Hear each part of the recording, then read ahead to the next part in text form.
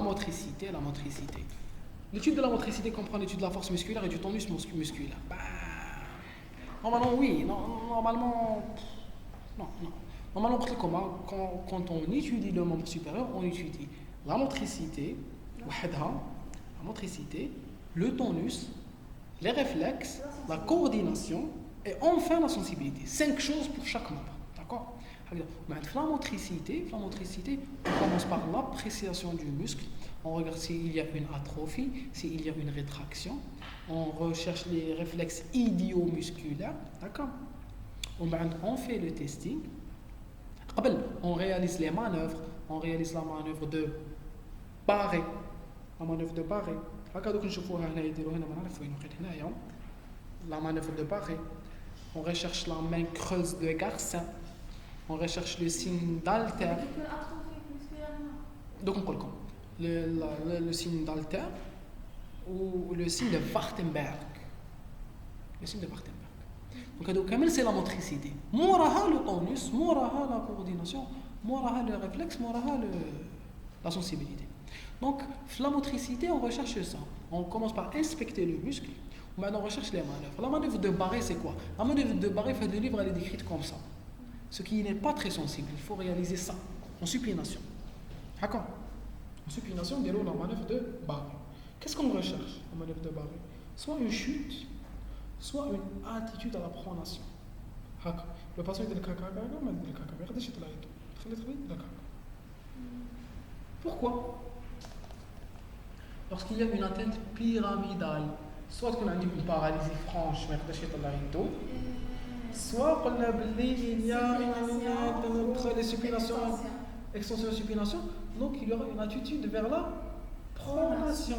Donc l'examen neurologique, l'enseignant, le premier maître assistant dans l'examen neurologique, une patiente, une parent, il met وبدا يدير لها في المانيفر لقينا بلي عندها سندروم بيراميدال مسكينه كان دايره افي سي وما فهمتلوش مالك بدي لها كاع تعاود يدها شويه وهي ما على بالهاش دونك بزاف لي زافي يباسي لابيرسيون داكور très bien donc on recherche le signe de barré زيدوا قلت لكم barré في le membre supérieur barré on recherche la main creuse de Garcin. La main creuse de Garcin c'est quoi ندير نقول الباسيون دير هكذا il y aura une attitude à la flexion. Donc il aura la main creuse.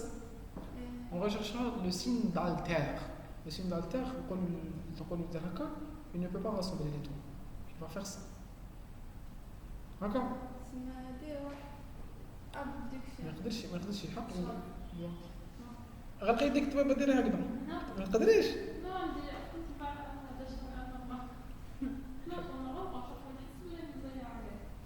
سي هذيك بصح من نتبع سي نورمالي شغل اورثوبيديك هذيك تكسرتي كي كنتي صغيره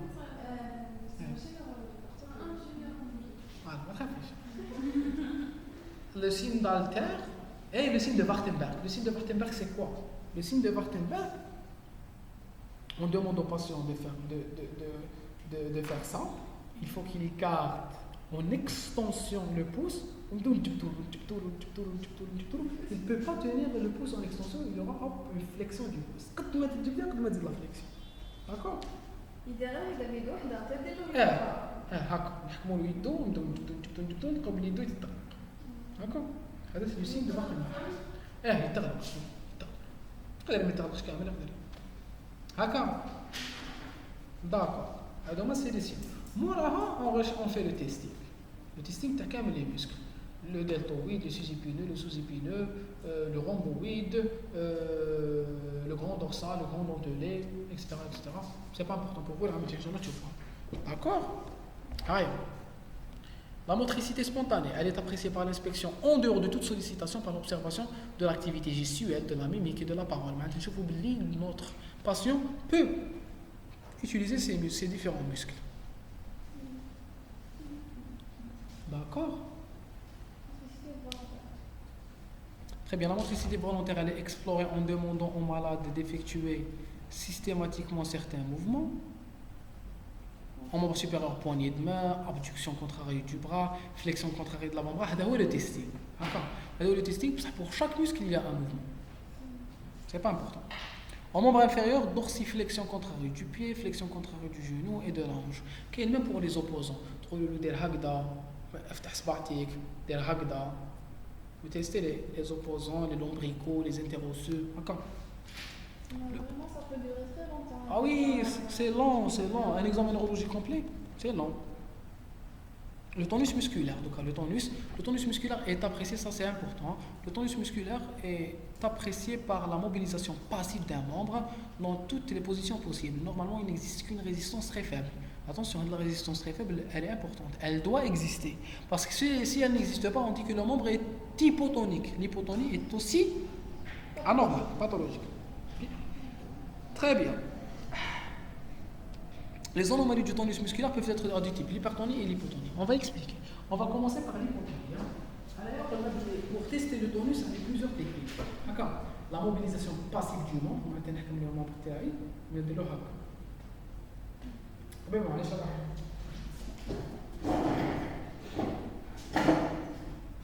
Je pense qu'on est normalement allongé pour le on prend son bras, on commence à le mobiliser passivement. Mobiliser passivement et on augmente la vitesse. On commence à faire ça.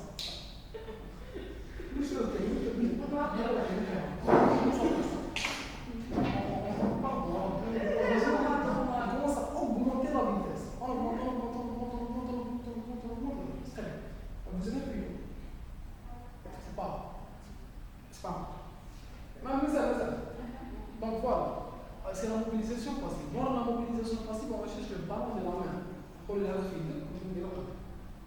Le ballon de la main doit se conserver. D'accord. Après, on va rechercher une remontée. Après la remontée, on va mobiliser, on regarde s'il est hypertonie. On peut sensibiliser cette action par la manœuvre de front. La manœuvre de front, c'est quoi? C'est la recherche de la remontée et en même temps la mobilisation de la main. Et en même temps, on fait ça. Très bien. Donc on va voir les anomalies. On va voir les anomalies, il y a pas de l'autre. L'hypotonie, c'est quoi? L'hypotonie, c'est un muscle qui est complètement relâché. Il y a une résistance. D'accord. Un calamar. Voilà. Pourquoi c'est pas une hypotonie? Donnez-moi citez trois causes d'hypotonie. Oui, citez trois causes d'hypotonie. Atteinte cérébelleuse. Oui, très bien.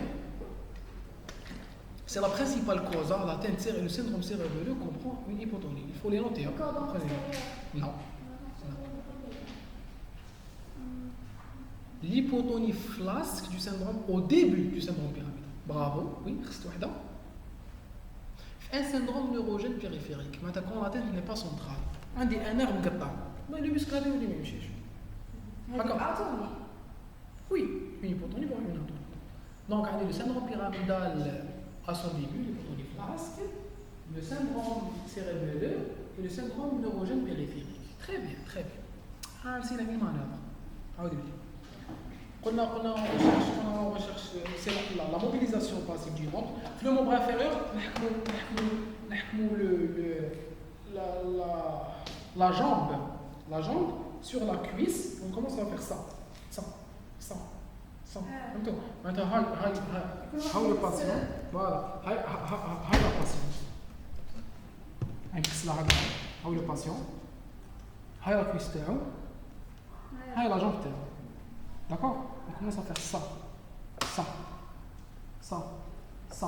ça, très rapidement. Et on va regarder pourquoi on doit augmenter la vitesse. Donc, on montre quoi dans les résistances? Comme c'est l'environnement, oui, il y a une résistance. Non. Il y a une petite résistance, oui. Kinkimelo, on va rechercher le signe de Stewart-Holmes. Le signe de Stewart-Holmes, c'est quoi? On va demander au patient une vérité. نقول لها ما تخلينيش نجبد يدك. نجبد يدك. شنو؟ Quand on relâche, ما تخليش يدك في بالك. Il va relâcher, il ne faut pas que votre main vous frappe. Non, je vais vous dire c'est quoi. Donc شد يدك. Voilà.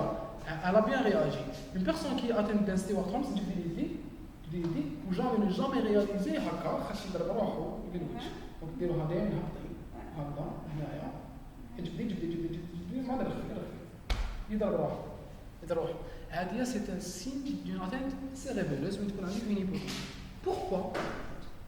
Pourquoi j'ai cette réponse? Parce que Anaya, il est hypotonique. Je dis que je lui ai tenu la main, on résiste. Je lui ai donné le temps avec le muscle. Petit, jusqu'à ce qu'il y ait une certaine force. On va subitement. Quand il subitement, pourquoi il doit arrêter le mouvement? L'antagoniste, parce que l'antagoniste ne me dit plus le temps. خلاص كاينه اون فيتاس في هذا الميسكل يصلنا برك نطلقوا غير نطلقوا يسيي لونتاغونيست يرجع له ما يقدرش d'accord donc je ne donne pas assez de temps au muscle antagoniste pour qu'il arrête le muscle agoniste d'accord c'est le signe de Stewart-Thomas donc on teste l'hypotonie en examinant quoi en recherchant les mouvements passifs de la main les mouvements passifs de la main comment ça s'appelle le ballon de la main la roue dentée qui peut être sensibilisée par la manœuvre de frottement ou le signe ou le signe de Stewart-Thomas. Le signe de Stewart-Thomas. نديرو هكذا باش نتيو لو باسيون باسكو كي يدير له هكا يبدا يخمم في هذا اليد il n'y aura pas de réponse. Par contre quand il réfléchit à autre chose les réflexes vont les réflexes ou les réponses vont être plus visibles. C'est la même chose pour la manœuvre de jambe racing. Qui n'a les réflexes pour la manœuvre de jambe racing. La manœuvre de jambe racing qui a les réflexes au niveau du membre inférieur, on roule le patient de l'haga. Ça va contracter les muscles du membre supérieur ou libérer les muscles du membre inférieur ou on a avec les réflexes. Non. D'accord? Aïe. Est-ce qu'on est d'accord? Pour le tonus, comme on a l'hypotonie, donc je trouve l'hypertonie. On a deux types d'hypertonie. Il y a une hypertonie spastique et une hypertonie plastique. L'hypertonie spastique et l'hypertonie élastique. دوك نشوف وقتاش انا رونكونطري شنو اللي كانت تحكي لي صباح راحت syndrome pyramidal, syndrome extra-pyramidal. Pour le syndrome extra-pyramidal, j'aurais une hypertonie plastique. Pour le syndrome pyramidal, j'aurais une hypertonie spastique. C'est quoi les spécificités de l'hypertonie spastique? L'hypertonie spastique, elle est élastique. C'est quoi? Je mobilise, je ressens une hypertonie qui n'a pas de plastique. Elle est en lame de canif. La lame de canif, il a utilisé une crandale et des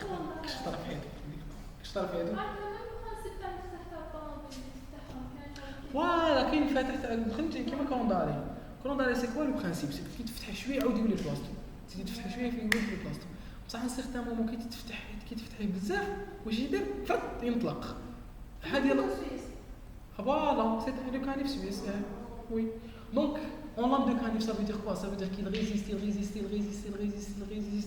تجبدي تدير هكا تدير un certain moment elle va se transformer en hypotonie.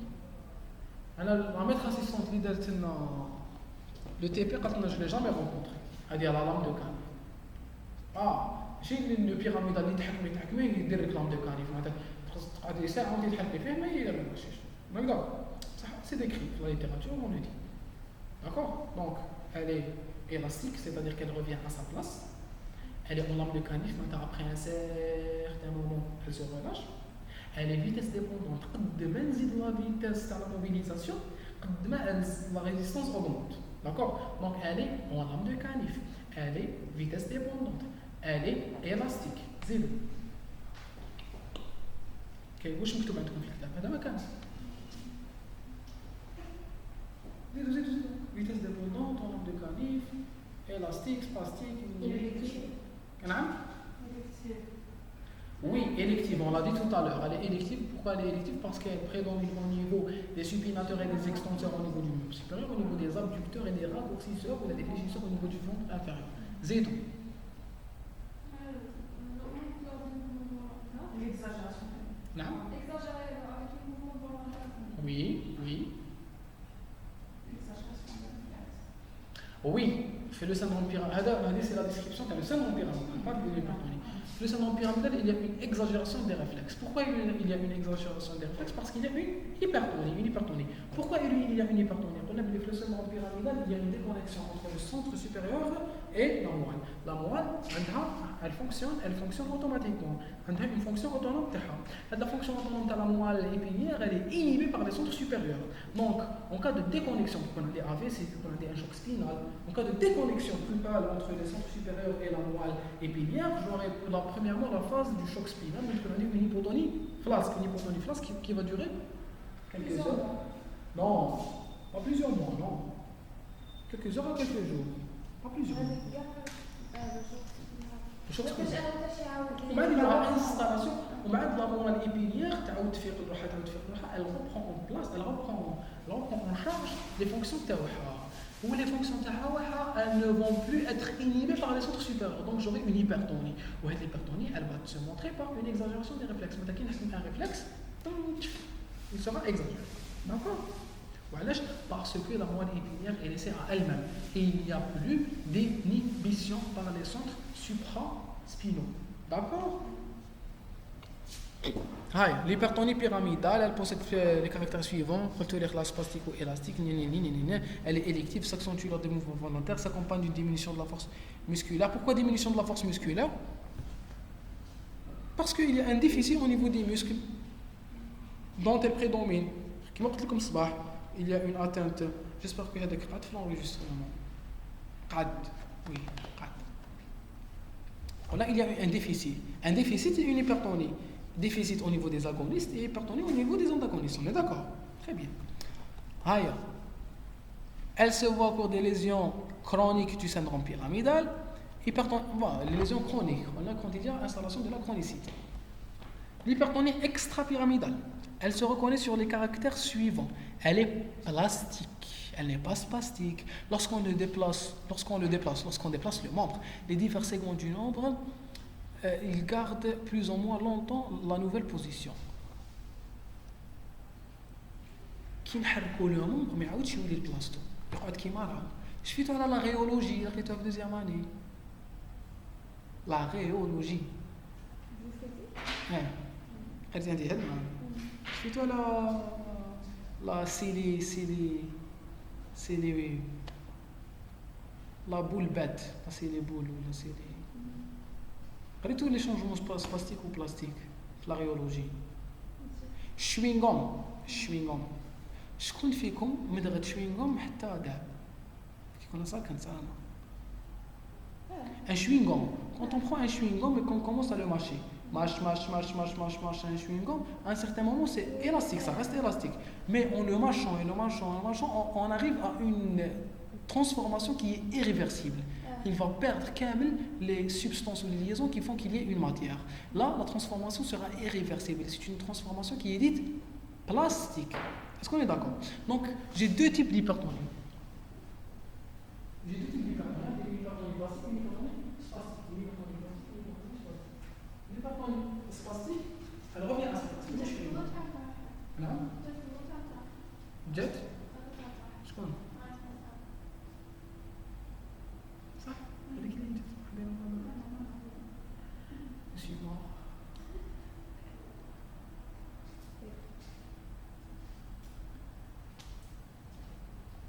Bon.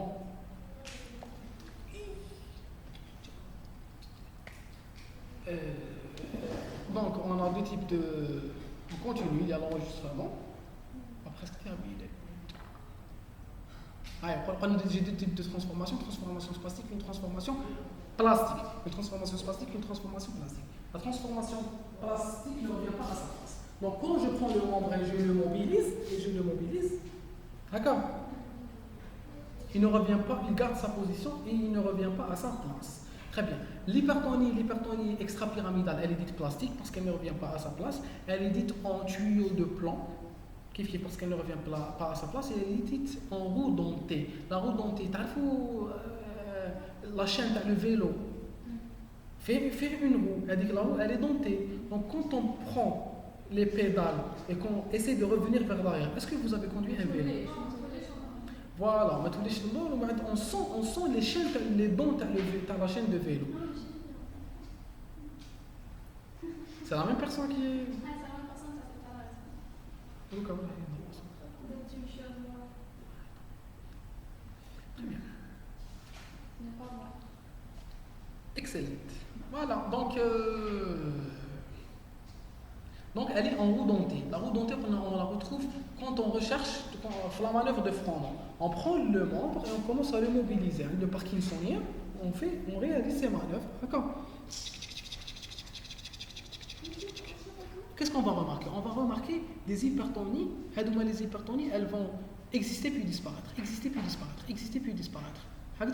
Donc, on نحرك le membre, mais tu vois, une hypertonie, voilà, mais tu vois, une hypertonie durable et continue. Tu vois, une hypertonie qui apparaît puis qui disparaît, qui apparaît puis qui disparaît. On dit que cette hypertonie est en roue dentée. Des fois, elle apparaît, des fois, elle disparaît. Il faut examiner un patient parkinsonien. Un patient parkinsonien, de l'autre côté, vous prenez sa main, le pointeur, ou vous le mobilisez, vous retrouvez une roue dentée. Est-ce qu'on est d'accord? Donc on est face à deux syndromes, le syndrome pyramidal et le syndrome extrapyramidal. Le syndrome pyramidal fait une hypertonie spastique, le syndrome extrapyramidal fait une hypertonie qui dit plastique. L'hypertonie pyramidale est spastique, elle est spastique, elle est élastique, elle est en angle de canif, elle revient à sa place et elle est vitesse dépendante. À chaque fois que j'augmente la vitesse, il y aura une augmentation de la résistance. Donc l'hypertonie extrapyramidale, elle est comment? Elle est plastique, c'est-à-dire qu'elle ne revient pas à sa place, elle n'est pas vitesse dépendante, et elle ne prédomine pas sur l'écran. Il n'y a pas de membre préféré. Est-ce qu'on est d'accord? Il y a des plastiques qui n'empêchent pas. La plastique, oui. On est d'accord? Donc il y a deux types d'hypertonie, l'hypertonie pyramidale, l'hypertonie extrapyramidale. Voilà. On a presque terminé. L'hypertonie extrapyramidale, elle est plastique. La résistance à la mobilisation passive est soit uniforme sans à-coups en tuyau de plomb, soit faite d'une alternance de renforcement et de relâchement. Je veux comme soit elle peut être continue ou elle peut être alternée. Si elle est alternée, elle est dite en rayon de roue. Si elle est continue, elle est en tuyau de plomb.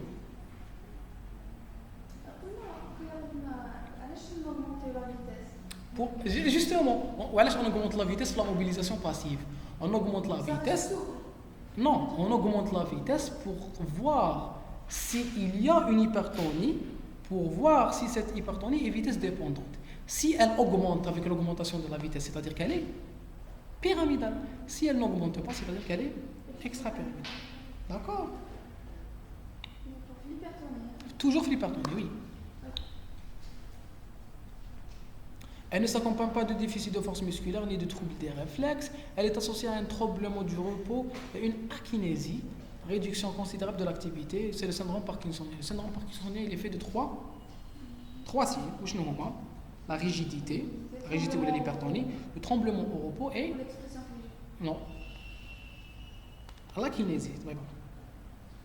La réduction, oui, ça fait partie la mimique.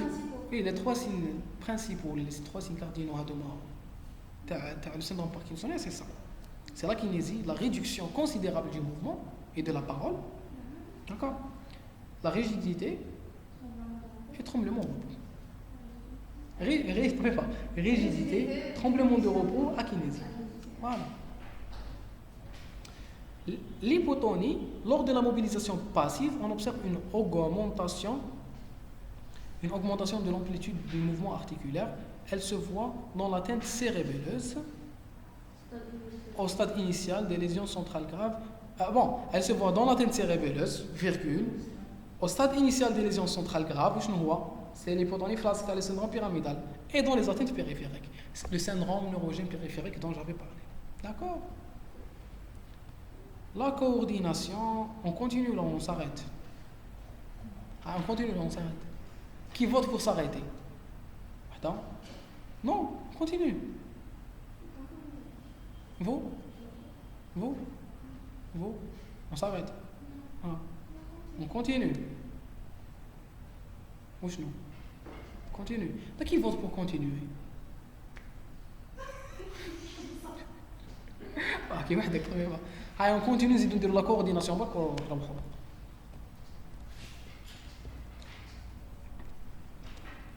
La coordination des mouvements est sous la dépendance du cervelet et des voies de la sensibilité proprioceptive. On a une atteinte cérébelleuse, elle est unilatérale au trouble. D'accord? On a pas. Homolatérale, oui, ipsilatérale au trouble. Elle est.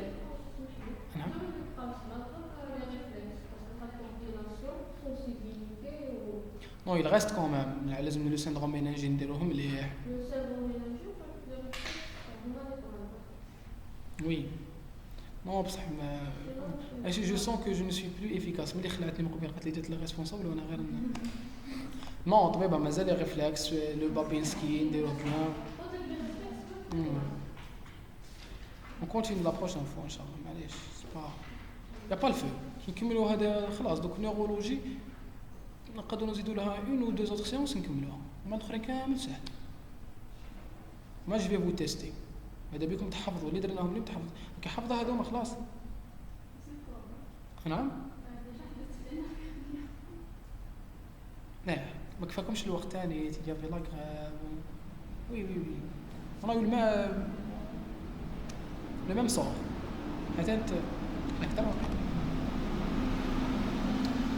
La coordination, elle est étudiée lors de la position debout et de la marche. Elle est explorée par l'étude des mouvements finalisés, les yeux ouverts puis les yeux fermés. Au membre supérieur, épreuve doigt nez. Membre inférieur, épreuve du talon genou.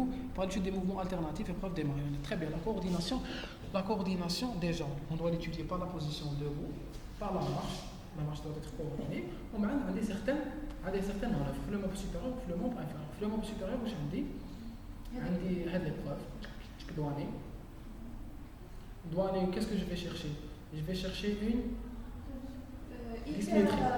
dysmétrie. D'accord. Une dysmétrie. Il y a une hésitation, puis hop, on rate. Dysmétrie. J'ai ouvert les yeux fermés. Hein. D'accord. Dysmétrie. Hypermétrie. D'accord. On lui demande de réaliser ça. Ça, c'est l'épreuve des marionnettes. À la recherche d'une adiadococinésie. D'accord. On réalise ça. À la recherche d'une dyschronométrie. On recherche aussi une asymétrie. Donc, qu'est-ce qu'on recherche? On recherche...